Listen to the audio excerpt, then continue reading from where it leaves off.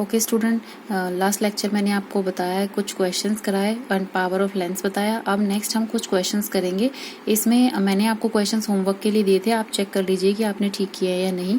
ठीक है, तो फर्स्ट जो क्वेश्चन है, a ray of light travelling in air enters obliquely into water, does the light ray bends toward the normal और away from the normal. ठीक है, तो ये आपको क्वेश्चन दे रखा है कि कोई लाइट रे है, ट्रैवल कर रही है एयर टू वाटर। ठीक है, तो एयर क्या है, रेयरर मीडियम है as compare to the water. ठीक है, तो अगर लाइट ट्रैवल करती है rarer medium to denser medium, तो लाइट किस तरफ बैंड होती है, टुवर्ड्स द नॉर्मल। ठीक है, when the light ray travels from rarer medium to denser medium, then the reflected ray bends towards the normal. ठीक है, ये आपका क्वेश्चन है। सेकंड क्वेश्चन है, light ray enters from air to glass having refractive index 1.50, what is the speed of light in glass? The speed of light in vacuum is 3 × 10⁸ metre per second. ये आपको दे रखा है कि speed of light दे रखी है आपको vacuum में, और रिफ्रैक्टिव इंडेक्स दे रखा है किसका, ग्लास का। तो आपको speed of light in glass निकालनी है। ठीक है, इस क्वेश्चन को हम कैसे सॉल्व करेंगे, देखिए सर, मैंने आपको एक रिलेशन बताया था कि रिफ्रैक्टिव इंडेक्स क्या होता है, speed of light in vacuum to speed of light in medium, speed of light in medium. ठीक है, ये हमारा रिफ्रैक्टिव इंडेक्स का फॉर्मूला होता है। हमें यहाँ पर रिफ्रैक्टिव इंडेक्स दे रखा है 1.50 ग्लास के लिए, और स्पीड ऑफ लाइट दे रखी है 3 × 10⁸ मीटर पर सेकेंड। ठीक है, अब हमें speed of light in medium पूछा है, तो मीडियम हमारे पास क्या है, जिसका रिफ्रैक्टिव इंडेक्स दे रखा है वही मीडियम हुआ। तो ग्लास का speed of light in glass. ठीक है, तो हमें इसमें से अगर speed of light in glass निकालेंगे तो हमारे पास रिलेशन क्या बनेगा, 3 × 10⁸ metre per second divided by 1.50। इसका रिजल्ट क्या आएगा, ये आप कैलकुलेट करके मुझे बताएंगे। आपकी होमवर्क नोटबुक में आप कंप्लीट कर लीजिएगा। ठीक है, नेक्स्ट अब हम कराते हैं इसका जो क्वेश्चन थर्ड है, वो क्या है, find out from the table 10.3 the medium having highest optical density, also find the medium who has lowest optical density। ठीक है, ये आपकी दे रखी है टेबल 10.3। आपको इसमें बताना है कि which one is more optical denser then other one. ठीक है, तो आपको ऑप्टिकल डेंसिटी बताना है। ऑप्टिकल डेंसिटी क्या होती है, ऑप्टिकल डेंसिटी मास डेंसिटी नहीं होती है। ऑप्टिकल डेंसिटी का डिपेंडेंस होता है रिफ्रैक्टिव इंडेक्स पे। जिस मटेरियल का रिफ्रैक्टिव इंडेक्स ज्यादा होगा उसी की ऑप्टिकल डेंसिटी ज्यादा होगी। ठीक है, तो जिसका ऑप्टिकल डेंसिटी रिफ्रैक्टिव इंडेक्स ज्यादा है वो दूसरे के कंपैरिजन में क्या होगा, ऑप्टिकल डेंसर होगा। तो यही आपको इस टेबल में आपको लिखना है हर एक उसके लिए। ठीक है, नेक्स्ट क्वेश्चन है आपका, you are given kerosene, turpentine and water, in which of these does the light travels fastest, use the information giving the table 10.3। इसी में ही आपको 10.3 में टेबल में ही देखना है कि तीन चीजों का आपको बताना है कि रिफ्रैक्टिव इंडेक्स क्या है, और उसी के आपके रिफ्रैक्टिव इंडेक्स के अकॉर्डिंग ही आपको ये क्वेश्चन सोल्व करना है। कि जैसे मैंने आपको रिफ्रैक्टिव सेकंड क्वेश्चन में बताया रिफ्रैक्टिव इंडेक्स का रिलेशन कैसे होता है, स्पीड ऑफ लाइट और स्पीड ऑफ मीडियम के रेशियो के बराबर होता है रिफ्रैक्टिव इंडेक्स। तो जिसका रिफ्रैक्टिव इंडेक्स ज्यादा होगा तो उसकी मीडियम में वेलोसिटी क्या होगी, कम होगी, क्योंकि इनवर्सली प्रोपोर्शनल है ना। तो इसी के बिहाफ पे आपको ये क्वेश्चन सॉल्व करना है। ठीक है, फिफ्थ क्वेश्चन है, the refractive index of diamond is 2.42, what is the meaning of this statement. Refractive index क्या है, 2.242 दे रखा है आपको।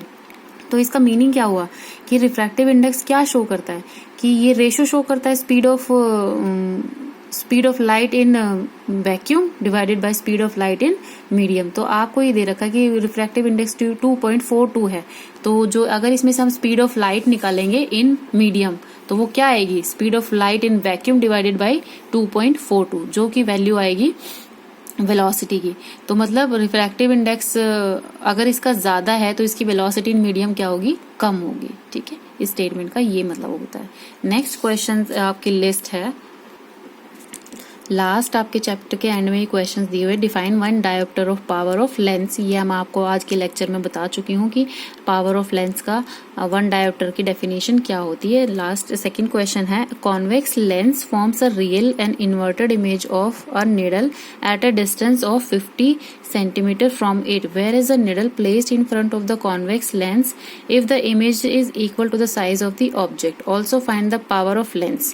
ठीक है, आपको ये दे रखा है कि कॉन्वेक्स लेंस है, उसकी रियल और इन्वर्टेड इमेज बनी है निडल की at a distance of 50 centimetre from it, whereas a needle is placed of the convex lens if the size of the image is equal to the size of the object. मैंने आपको बताया था कि properties में दे रखा है, अगर आप इस क्वेश्चन को सॉल्व करोगे तो आपको बहुत सारा टाइम लगेगा, लेकिन अगर आप इसको देखोगे ध्यान से तो इस क्वेश्चन में लिखा हुआ है कि size of the image is equal to the size of the object. ऐसी कौन सी सिचुएशन होती है जब size of the image equals to object के साइज के बराबर होता है, तो उसी के बिहाफ पे आपको आंसर करना है। साइज ऑफ द इमेज और साइज ऑफ द ऑब्जेक्ट कब इक्वल होता है, जब ऑब्जेक्ट कहाँ रखा हो, सेंटर ऑफ कर्वेचर पे, जो कि होता है 2f पर। 2f पर अगर कोई ऑब्जेक्ट रखा है तो आपके जो इमेज फॉर्मेशन होती है वो कहाँ होती है, 2f के ऊपर ही होती है। देखो ये वाला सिचुएशन जो है, अगर आपका ऑब्जेक्ट रखा है 2f पर तो आपकी इमेज फॉर्मेशन भी 2f पर ही होती है, और जो सेम हाइट सेम, आपको क्वेश्चन में दे रखा है कि हाइट सेम, किसी भी और सिचुएशन में आपको हाइट सेम नहीं मिलेगी, या तो छोटी मिलेगी या फिर बड़ी मिलेगी, ठीक है।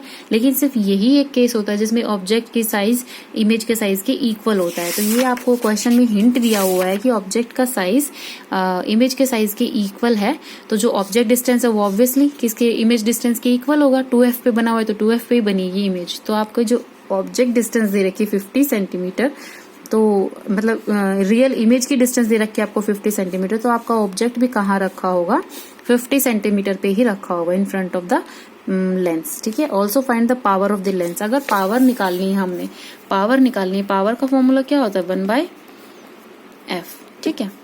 तो 1/f निकालने के लिए हमें यहाँ पे क्या पता है कि इमेज जो फॉर्म हुई है वो कहाँ फॉर्म हुई है, 50 सेंटीमीटर पे। ये क्वेश्चन में आपको दे रखा है कि कॉन्वेक्स लेंस में जो है इसकी निडल की इमेज बनी है आपकी 50 सेंटीमीटर पे, ठीक है।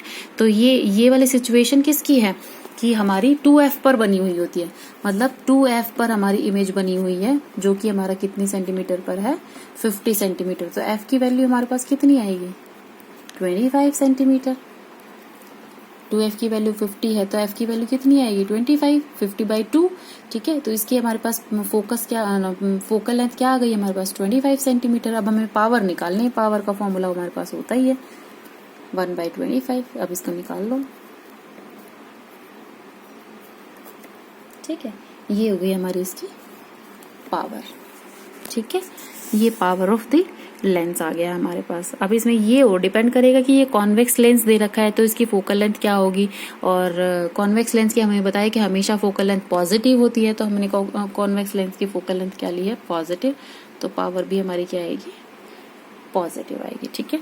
लास्ट क्वेश्चन क्या है हमारा, find the power of a concave lens of focal length 2 metre, ठीक है। सेम क्वेश्चन है कि फोकल लेंथ दे रखी है हमको 2 मीटर, किसकी, कॉनकेव लेंस की पावर फोकल लेंथ क्या होती है, हमेशा नेगेटिव होती है, जो मैंने आपको साइन कन्वेंशंस में बताया है। तो हम पावर निकालेंगे तो हमारे पास क्या होगी, 1/f which is equal to 1/-2। तो -2 का जो आएगा हमारे पास रिजल्ट आएगा -0.5 डायोप्टर, ठीक है। ये हमारे पास पावर आएगी इसकी कॉनकेव लेंस की, ठीक है। तो ये क्वेश्चंस थे आपके इस चैप्टर में। आगे आपको क्वेश्चंस आपको सॉल्व करने हैं, एक्सरसाइज के क्वेश्चंस आप सॉल्व करोगे टिल 10th क्वेश्चन, ठीक है। 10 क्वेश्चन आपको एक्सरसाइज के करने हैं। उसके बाद अगर कोई क्वेश्चन नहीं आता तो मैं आपको आंसर करूंगी, और नेक्स्ट वीडियो लेक्चर में हम टॉपिक शुरू करेंगे the human I and the colourful world. Thank you students.